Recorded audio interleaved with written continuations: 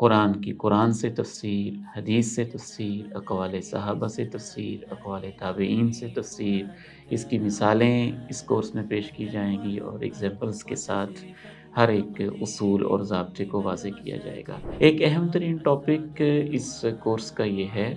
اور یقیناً وہ آپ کے لیے بڑا انٹرسٹنگ ہوگا، اختلاف تفسیر کے ساتھ آپ نے کیسے ڈیل کرنا ہے۔ جہاں اختلافی اقوال میں تضاد آ جائے تو ہم نے پھر اس کو ترجیح کیسے دینی ہے اور صحیح قول تک کیسے پہنچنا ہے، اس کے اصول و ضوابط کیا ہیں۔ پھر ہم بڑھیں گے انشاءاللہ اس کورس کے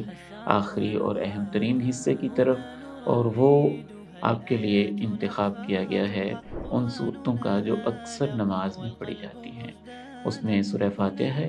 اور آخری جو پارہ ہے سورہ ضحیٰ سے لے کے سورہ الناس تک جو صورتیں ہیں، ان میں سے ایک ایک سورہ مبارکہ کے بارے میں جو فضائل ہیں، ان کے الفاظ و کلمات کی تشریح ہے اور پھر ان کی مفصل تفسیر ہے، اور اس سے ہمارے لیے عملی زندگی میں تربیتی حوالے سے کیا رہنمائی ملتی ہے، یہ چیزیں ہم سیکھیں گے۔